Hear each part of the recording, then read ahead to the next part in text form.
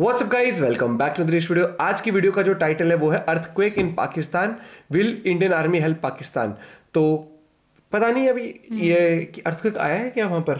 वैसे तो नहीं आया होगा मेरे को लग रहा है, लेकिन शायद से वीडियो का मकसद ये होगा कि अगर वहां पर ऐसा कुछ हुआ तो क्या इंडियन आर्मी हेल्प करेगी। तो देखते हैं वहां की लोगों के क्या दिलचस्प जवाब होते हैं। ओरिजिनल वीडियो का लिंक है डिस्क्रिप्शन में। चैनल पर नहीं तो प्लीज सब्सक्राइब वीडियो को कर दें लाइक 1 2 3 लेट्स गो। कि इस वीडियो के अंदर एक बहुत बड़ी न्यूज़ देता चलूंगा। इस पाकिस्तान के बहुत सारे शहरों के अंदर जिलजिले के झटके महसूस किए गए हैं। पाकिस्तानी पब्लिक के पास जाऊंगा, उनसे पूछूंगा टर्की के अंदर जो जिलजिला आया उसके अंदर बहुत सारी कंट्रीज ने हेल्प आउट करके उसको इस बहरान से निकालने की कोशिश कर रही है टर्की को। पाकिस्तानी पब्लिक के पास जाऊंगा, पाकिस्तान का अगर ये जिलजिला आता है तो क्या हम इतने कैपेबल हैं, क्या हमारे पास इतने वसाइल हैं कि हम जिलजिले को सर्वाइव कर सकें, क्या हमारी हेल्प करेंगे हमारे ब्रदर कंट्रीज। पाकिस्तानी पब्लिक से ये भी पूछूंगा सिर्फ और सिर्फ चाइना के अलावा हमारे पड़ोसियों के साथ रिलेशन कैसे हैं, इंडिया बांग्लादेश और ईरान के साथ हमारे रिलेशन कैसे हैं, इस बारे में भी पाकिस्तानी पब्लिक की राय लूंगा। आइए मिलकर जानते हैं पाकिस्तानी पब्लिक क्या अपनी राय देती है। वालेकुम अस्सलाम सर, कैसे हैं आप? अल्लाह का शुक्र। सर, नाम आपका? अली, करते क्या है? Software engineer. जबरदस्त सर। बेसिकली बात करने का पर्पस ये है, आज की न्यूज़ है, कल भी जिलजिला आया पाकिस्तान के अंदर, आज भी जिलजिला महसूस किया गया पाकिस्तान के मुख्तलिफ शहरों के अंदर। क्या कहना चाहेंगे कि तुर्की के अंदर तो जिलजिला आया, उन्होंने सर्वाइव कर लिया, पड़ोसी मुल्कों ने बहुत ज़्यादा हेल्प की, इंडिया ने सबसे पहले हेल्प की। और आपको क्या लगता है कि अगर अल्लाह ना करे, एक प्रिडिक्शन है, उस बंदे की प्रिडिक्शन के मुताबिक जिसने पहले प्रिडिक्ट किया था कि 2 दिन के बाद तुर्की के अंदर जिलजिला आ जाएगा, अभी उसने प्रिडिक्ट किया कि 2 हफ्तों के बाद पाकिस्तान और इंडिया और चाइना के अंदर जिलजिला आएगा, क्या हम उस काबिल हैं कि सर्वाइव कर सके जिलजिले में? नहीं, क्यों नहीं कर सकते यार। उससे पहले हमने जो 2008 में जिलजिला आया था उसमें हमने सर्वाइव किया था। और इकोनॉमिकल कंडीशंस हैं कि हम सर्वाइव कर सकें? वो इकोनॉमिकल कंडीशंस तो एक साइड पे होती हैं, लेकिन ये है कि जब लोग एक दूसरे की हेल्प करेंगे जाहिर सी बात है सर्वाइव हम लोग करेंगे। और एक दूसरे की हेल्प कैसे करेंगे सर? यहाँ पर आटा नहीं मिल रहा, हालात अभी ठीक है, इकोनॉमिकल क्राइसिस है, हम दिवालिया होने जा रहे हैं, आटा नहीं है। बहुत सही यही कॉमें जो है ना वो असल में उभर के सामने आ नहीं धक्के मार लगता है वर्ल्ड वॉर 2 में जर्मनी जो है वो 0 पे चला गया था, तो वो अब आज कहाँ पर है। तो कोई ऐसी बात नहीं है, परेशानी होनी चाहिए। लेकिन जहाँ तक प्रेडिक्शन का ताल्लुक है, वो प्रेडिक्शन कोई सच मेरा नहीं ख्याल है कोई ऐसी है कोई साइंटिफिक प्रेडिक्शन है। हाँ, आना होगा इंशाल्लाह, देखेंगे और उसको अगर उसको फेस भी करेंगे, सब लोग मिलके करेंगे इंशाल्लाह। मिलकर करेंगे जी। इकोनॉमिकल कंडीशंस अगर मैं बात करूं, तुर्की के अंदर बहुत सारी कंट्रीज ने हेल्प की, हमें कौन सी कंट्रीज हेल्प देंगी? हेल्प आउट तो खैर काफ़ी सारे लोग भी करते हैं, लेकिन हमने खुद ही स्टैंड करना होता है। बाकी हेल्प की जरूरत पड़ती है। अभी तक 1947 से लेके अभी तक खुद को स्टैंड नहीं कर पाए। आपको लगता है कि जब हालात खराब होंगे तो मजीद कर पाएंगे? गाइस कमेंट करके बताना और शेयर जरूर करना। करेंगे थोड़े फैक्ट एंड फिगर्स पे बात करते हैं। अभी हमारे जो FBR के जोन से चेयरमैन है, जो एक्स चेयरमैन है, उन्होंने कहा कि हम दिवालिया हो चुके हैं, हमारे पास फॉरेन रिजर्व नहीं पड़े हुए। कहते हैं कि दिवालिया का ऐलान नहीं कर रहे हम, ऐलान कर देने में कोई बड़ी बात नहीं है। अगर ऐलान कर भी देंगे, हमारे पास जितनी सरकारी ज़मीनें सारी सेल आउट करेंगे तो पाकिस्तान का कर्जा, जो कि पाकिस्तान का कर्जा, इससे 3 कर्जे हम चुकता सकते हैं। क्या कहना चाहेंगे कि ये इनिशिएटिव ले सकते हैं? बेवकूफ़ी है, लेकिन बात यह है कि अगर आप टर्की की बात कर रहे हैं ना, तो टर्की भी इस वक्त डिफ़ॉल्ट है। आप उसकी इकोनॉमिकल कंडीशन देखें, वो भी सऊदी अरब से मांग रहा है पैसे कि मेरे बैंक में पैसे जमा करा दो, उससे UAE से मांग रहा है पैसे। इसी तरीके से अगर आप श्रीलंका देखें, श्रीलंका क्या मर ख़त्म हो गए? ऐसा नहीं है, वो अभी भी कम्प्लीटली डिफ़ॉल्ट नहीं हुए हैं। 100% श्रीलंका भी डिफ़ॉल्ट नहीं हुआ है, उसने 2 पेमेंट डिफ़ॉल्ट किए हैं मैक्सिमम, अभी वो मैनेज कर रहे हैं। एक पैनिक है।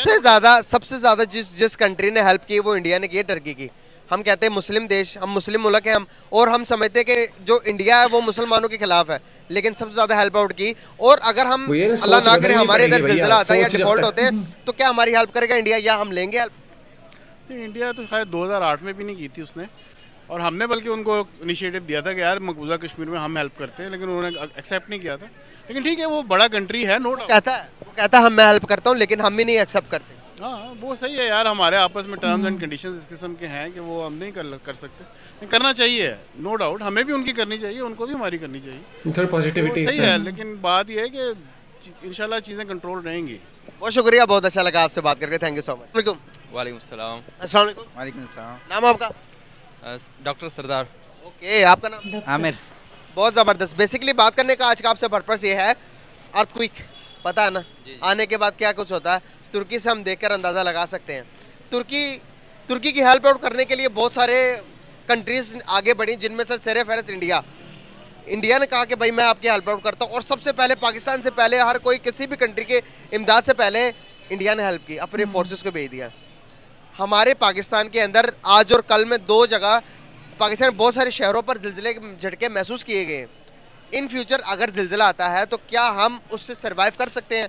क्या हमारे फॉरेन रिजर्व इतने हैं या हमारे बजट इतना है हमारे पास, हम जिलजिलों से सर्वाइव कर सकते हैं या नहीं?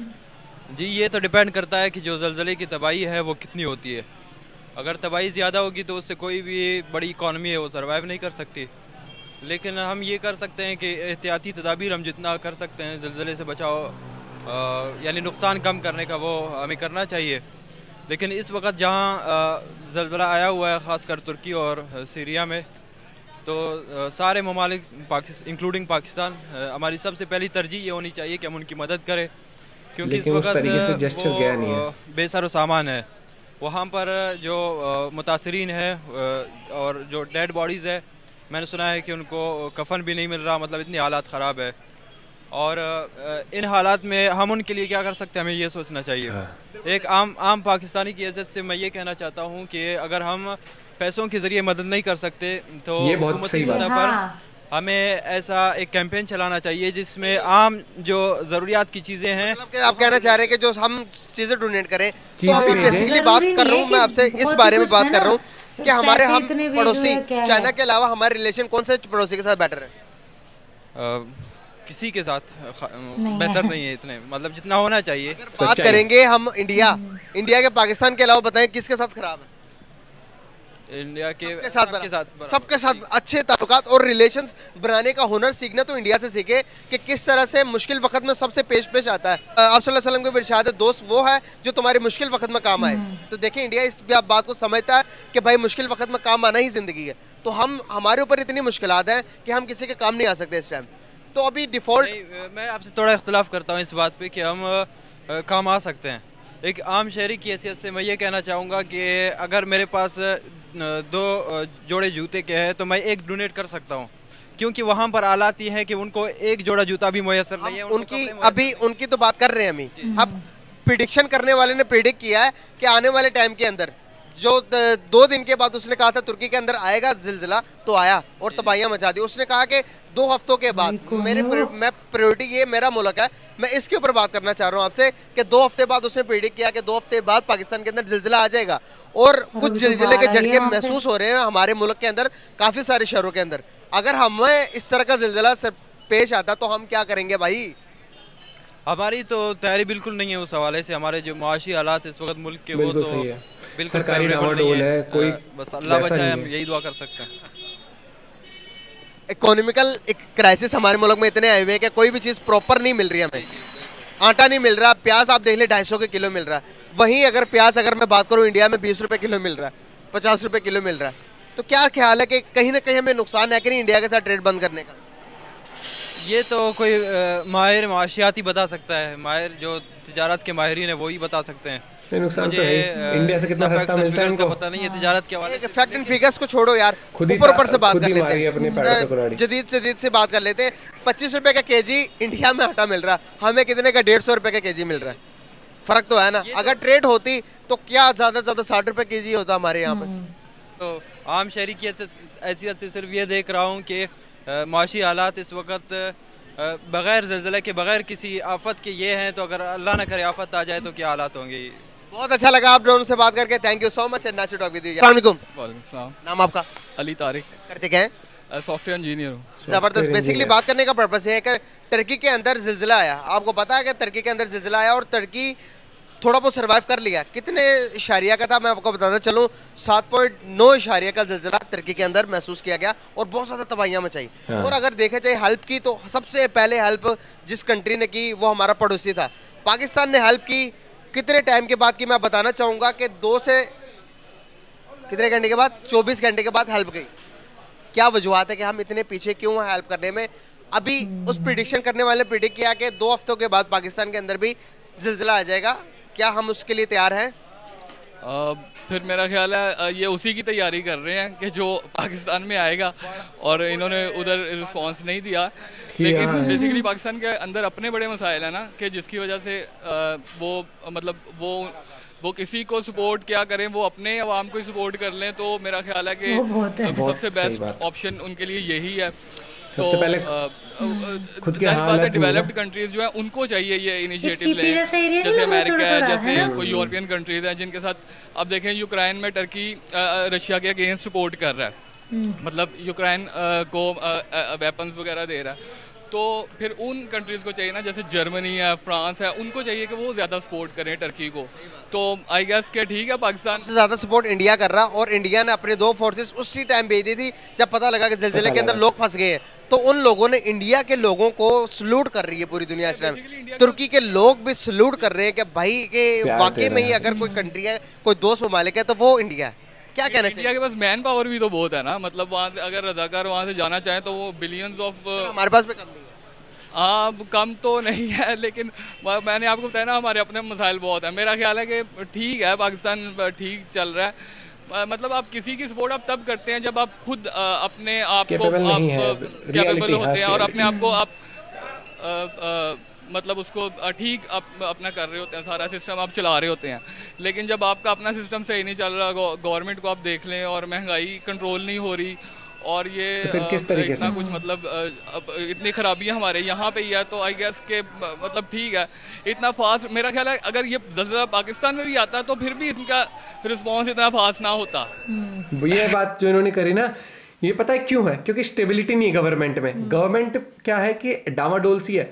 ऐसा लगता है कि इधर अभी एक उस पर काम करते हैं पॉलिसी पे, फिर कहते हैं नहीं नहीं कैंसिल करो, ये भी सही नहीं है। प्लस भरोसा नहीं है लोगों को। उन्होंने कह दिया कि अगर यहाँ पर भी आता तो हमें नहीं लगता कि जल्दी से रिस्पॉन्स हो पाता।